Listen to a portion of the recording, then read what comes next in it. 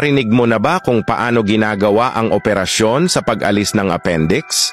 Ang appendix ay maliit na supot sa ibabang kanang bahagi ng tiyan na maaaring mamaga na tinatawag na appendicitis. Kapag nangyari ito, kailangang alisin sa pamamagitan ng appendectomy.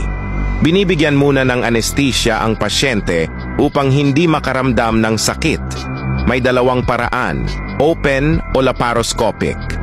Sa open surgery, isang hiwa ang ginagawa at maingat na inaalis ang appendix. Sa laparoscopic surgery, ilang maliliit na hiwa ang ginagawa at ipinapasok ang kamera at kagamitan upang alisin ito.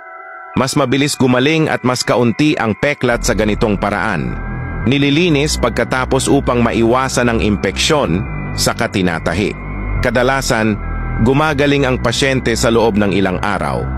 Salamat sa makabagong teknolohiya, mabilis silang nakababalik sa normal na buhay.